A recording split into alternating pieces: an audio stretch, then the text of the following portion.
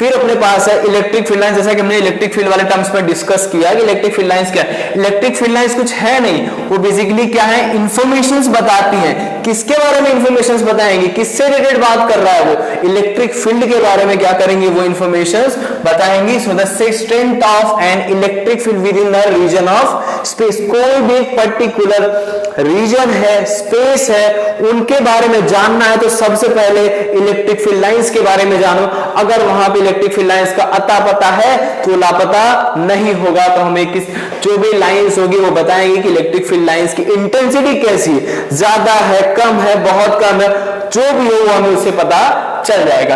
If the lines cross each other at the given location, अगर line एक दूसरे को कहीं ना कहीं क्रॉस कर रही है, then there must be two distinctly different values, मतलब दो अलग अलग वैल्यूज होंगी कि एक ही वैल्यू वाली दोनों चीजें एक दूसरे को अभी क्रॉस आउट नहीं करेंगी, of electric field with their on individual direction at given location, सबका अलग अलग डायरेक्शन होगा अगर वो एक दूसरे को इंटरसेक्ट करती है।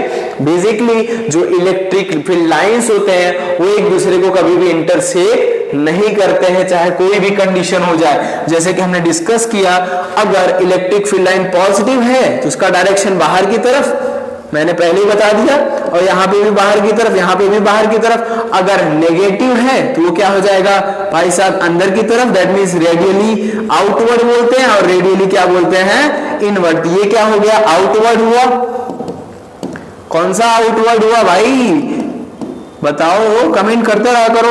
रेडियली क्या हुआ, ये टर्म रेडियली आउटवर्ड, और ये क्या हुआ, रेडियली इनवर्ड हो गया। क्लियर है इतना। अब जो किसी के बारे में जाना है, मैंने बोला कि टेंजेंट कोई भी इलेक्ट्रिक फील्ड लाइन है, इस पे हम कोई भी टेंजेंट अगर ड्रॉ करने वाले हैं, इस पॉइंट पे मैंने एक टेंजेंट ड्रॉ किया, ये किसका डायरेक्शन बता रहा है, इलेक्ट्रिक फील्ड का डायरेक्शन बता रहा है। ये भी किसका डायरेक्शन बता रहा है, ई का डायरेक्शन बता रहा है। हमें अगर डायरेक्शन चाहिए तो इलेक्ट्रिक फील्ड लाइंस में क्या करो, टेंजेंट ड्रॉ करो। टेंजेंट ड्रॉ करोगे तो तुरंत तुम्हें उसका डायरेक्शन क्या हो जाएगा, इजीली मिल जाएगा। सो नेक्स्ट टॉपिक है अपने पास प्रॉपर्टीज क्या है। भाई साहब इतना तो पढ़ लिया, अब इलेक्ट्रिक फील्ड लाइंस की प्रॉपर्टीज क्या हो सकती है, अब इतना डिस्कस कर लिया। अगर आपने पूरा अच्छे से लेक्चर देखा है तो आपको प्रॉपर्टीज याद ही हो गई होंगी कि प्रॉपर्टीज एक्चुअल में है क्या। तो फिर भी हम आपके सेटिस्फेक्शन के लिए क्या करते हैं, देख लेते हैं। Electric field lines always extend from positively charged object to a negative charge, that means positive to negative ही क्या करेंगी, वो मूव करेंगी। फिर उसके बाद from positively charged object to infinity, और from infinity to negatively charged object. Electric field lines never cross each other, वो कभी भी क्रॉस नहीं करेंगी, आजू बाजू से चली जाएंगी, इधर उधर से चली जाएंगी, लेकिन कभी एक दूसरे को क्या करेंगी, डिसरिस्पेक्ट नहीं करेंगे। डिसरिस्पेक्ट का मतलब ही होता है कि वो एक दूसरे को क्या करेंगे, इंटरसेक्ट नहीं करेंगे, अपने सर की बात को गलत साबित नहीं करेंगे, उनसे लड़ाई झगड़ा नहीं करना है, बाजू से चले जाएंगे, नो कंट्रोवर्सी।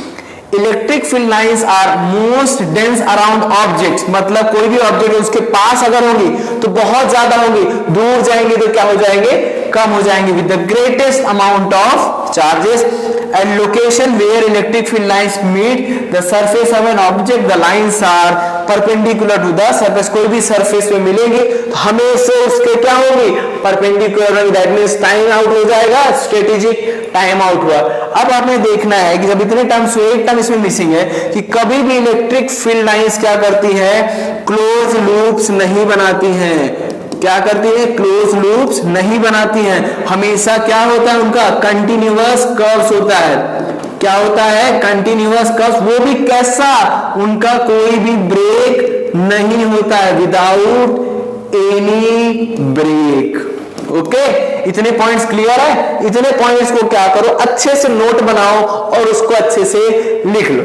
अगला टॉपिक है अपने पास इलेक्ट्रिक फ्लक्स। फ्लक्स का मतलब होता है फ्लो और इलेक्ट्रिक का मतलब होता है चार्ज। जो चार्ज का फ्लो होता है that is termed as electric flux. जब चार्ज का फ्लो होगा ना, कोई भी एक क्या होगा, क्रॉस सेक्शनल एरिया में से होगा, ये चार्ज का फ्लो हो रहा है, ये अपने पास चार्ज का फ्लो हुआ, अब वो कहां पे होगा, क्रॉस सेक्शनल एरिया में होगा, तो उसी को क्या बोलेंगे, electric flux, and that is denoted by phi. अगर इलेक्ट्रिक फ्लक्स की बात कर रहे हैं तो फाई ई होगा, अगर मैं वहां पे मैग्नेटिक फ्लक्स की बात करूंगा तो that will be phi B. लेकिन हम इस लेक्चर में इलेक्ट्रिक फ्लक्स के बारे में बात करते हैं, मतलब इसका कोई भी मतलब नहीं है। So phi is termed as E A, मतलब कोई भी ये क्रॉस सेक्शनल में जितने भी electric field lines pass on करेंगी उसे क्या बोलेंगे हम, इलेक्ट्रिक फ्लक्स। सपोज यहाँ पे एक लाइन पास कर रही थी, इलेक्ट्रिक फील्ड लाइंस के पास होते के साथ यहाँ पे भी क्या बना रही है, एक एंगल थीटा बना रही है, और हमें पता है कि डॉट प्रोडक्ट जब सिंप्लीफाई होगा तो किसमें कन्वर्ट होगा, ई ए कॉस थीटा। तो ये अपने पास क्या हो गया, फ्लक्स की वैल्यू मिल गई। अब हमारे पास जब अलग अलग टर्म्स मिलेंगे तो फ्लक्स की वैल्यू भी एंगल्स पे डिपेंड करेगी, भाई जितने एंगल पे वो होगा उसकी वैल्यू अलग होगी, क्योंकि हमें पता है, अगर सपोज केस 1 में लेता हूं, केस 1 में मैं बात करूंगा, अगर थीटा क्या होता है, 0 डिग्री होता है, सो फ्लक्स क्या हो जाएगा अपने पास, ई ए हो जाएगा। क्या हो जाएगा, ई ए, जो कि क्या है, पॉजिटिव है। अब दूसरे केस में मैं बात करता हूं, अगर मेरे पास जो फ्लक्स है, केस 2 में थीटा मैंने क्या लिया, 90 लिया। केस 2 में थीटा अगर 90 लिया तो उसकी वैल्यू क्या हो जाएगी, क्योंकि cos 90 क्या होता है, 0। सो अपने पास जो फ्लक्स की वैल्यू हो जाएगी वो क्या हो जाएगी, 0। सिमिलर केस में अगर मैं लेता हूं केस नंबर 3, तो हमें क्या मिलेगा, थीटा की वैल्यू 180, एंटी पैरेलल हो जाएगा। जब ये 180 लेंगे तो क्या हो जाएगा, फाई का वैल्यू अपने पास ई ए कॉस थीटा। अब अपने पास ई ए कॉस थीटा हुआ, ये कितना हुआ, 180, और हमें पता है कि कॉस कौन से क्वाड्रेंट में प्लस होता है, कौन से क्वाड्रेंट में माइनस होता है, क्योंकि हमें पढ़ाया गया है ए एस टी सी। पहले क्वाड्रेंट में सारे के सारे जो ट्रिग्नोमेट्रिक फंक्शंस होते हैं सब क्या होंगे, पॉजिटिव, और दूसरे क्वाड्रेंट में साइन और कॉसेक पॉजिटिव होगा, तीसरे क्वाड्रेंट में अपना टैन और कॉट, और चौथे क्वाड्रेंट में क्या हो जाएगा, कॉस और सेक। अब अपने पास पहला क्वाड्रेंट तो सब पॉजिटिव मिल गया, तो मतलब अपने पास जो फ्लक्स था वो भी पॉजिटिव था। अब दूसरे पे अपन 90 पहुंचा तो क्या हो गया, 0 हो गया। लेकिन तीसरे केस में जैसे 180 पे आएगा तो उसकी वैल्यू क्या होगी, -1। सो फ्लक्स वहां पे हमें क्या मिलेगा, माइनस ई ए। ये क्या बता रहा है, मिनिमम बता रहा है, और यहाँ पे क्या बता रहा है, मैक्सिमम, और ये टर्म क्या बता रहा है, 0। अब ये टर्म हुआ तो इसके बाद हमें डिस्कस करना होगा इसके यूनिट्स के बारे में। सो फ्लक्स का जो यूनिट होता है बेसिकली होता है अपने पास क्या है, फाई इक्वल्स टू ई ए है। ई का यूनिट क्या होता है, न्यूटन पर कूलम, और ए मींस क्या होता है, metre square area. So flux का जो यूनिट हुआ that is newton metre square per coulomb. ये उसका क्या हो गया, एसआई यूनिट, या जो भी यूनिट उसका हम यूज कर रहे हैं, क्योंकि हम उसको अलग अलग टर्म्स में क्या कर सकते हैं, कन्वर्ट कर सकते हैं। अब उसके बाद नेक्स्ट टर्म आता है अपने पास इलेक्ट्रिक डायपोल। इलेक्ट्रिक डायपोल अपने पास जो भी है सबसे सिंपलेस्ट फॉर्म होता है डायपोल का, मतलब क्या होगा, दो पोल जिसके हो, डायपोल हो गया। अब डायपोल को अगर हमें समझना है तो सबसे पहले हमें क्या करना पड़ेगा, उसके बाद अपना टॉपिक आता है इलेक्ट्रिक डायपोल। सो सबसे पहले हमें समझना है कि भाई साहब डायपोल क्या होता है। डायपोल का मतलब होता है जिनके क्या हो, दो पोल्स हो। तो अपने पास ये क्या हो गए, एक चार्ज क्या हो गया, यहाँ पे एक पॉजिटिव चार्ज क्या हो गया, प्लस क्यू हो गया। अब यहाँ पे दूसरा चार्ज क्या हो गया, कुछ ही दूरी पर है, दैट इज माइनस क्यू। इन दोनों के बीच का जो डिस्टेंस है वो क्या है अपने पास, 2a है। ये स्टेटमेंट समझाने के लिए मैं लिख रहा हूं। सो इसका जो स्टेटमेंट है बेसिकली है कि two equal and opposite charges, we have equal charges, बस उनका डायरेक्शन क्या है, अलग अलग है। Two equal and opposite charges are separated by distance 2a।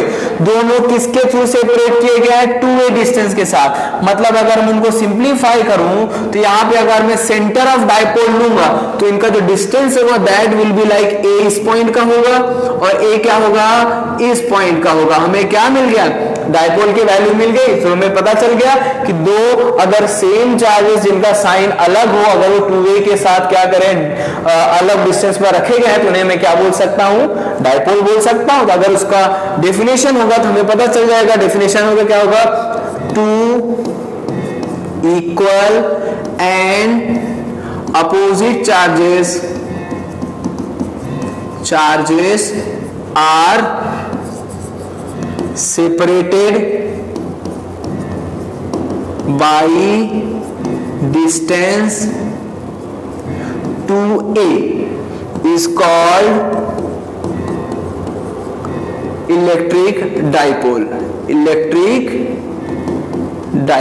Okay, अब इलेक्ट्रिक डायपोल हमें पता चल गया। अब इसके बाद हमें इसका सेपरेशन भी मिल गया 2a, तो हमें इसको किससे डिनोट करते हैं, it is denoted by p। हम इसको किससे डिनोट करते हैं, p। सो p का जो फॉर्मेशन होता है वो क्या हो जाएगा अपने पास, p इक्वल्स टू हो जाएगा, p इक्वल्स टू 2aq। हमारा सेपरेशन क्या था, 2a, चार्ज क्या थे, सेम थे, तो क्या हो गया, p इक्वल्स टू 2aq। अगर मैं इसके यूनिट की बात करूं, SI यूनिट की बात करूं, तो क्या हो जाएगा, 2a मतलब क्या है अपने पास, 2a मतलब क्या है अपने पास, चार्ज है, एंड दैट इज 2a मतलब क्या, डिस्टेंस है। डिस्टेंस को क्या बोलते हैं मीटर में, चार्ज क्या है, तो क्या हो जाएगा, कूलम मीटर। ये उसका क्या हो गया, SI यूनिट हो गया। हम इसको क्या कर सकते हैं, इन टर्म्स में डिस्कस कर सकते हैं। और आगे भी हम क्या करेंगे, इसके रिलेटेड कुछ टर्म्स को क्या करने वाले, सॉर्ट आउट करने वाले हैं। और अगर आपने वीडियो देखा है तो लाइक करें और ज्यादा से ज्यादा अपने नीडी फ्रेंड्स को क्या करें, शेयर करें। अब अगले वीडियो में हम बात करने वाले हैं डायपोल से रिलेटेड जब इलेक्ट्रिक फील्ड अगर हम रख रहे हैं वो भी डिस्कस करेंगे, कंटिन्यूअस चार्ज डिस्ट्रीब्यूशन के बारे में हम डिस्कस करेंगे, गॉस थ्योरम है, और उसके बाद बहुत सारे पीवाईक्यूज हम क्या करने वाले हैं, सॉल्व करने वाले हैं। तो फटाफट आप ये वीडियो देखो, तब तक अगले वीडियो में मिलते हैं, ठीक है, तब तक के लिए बाय बाय।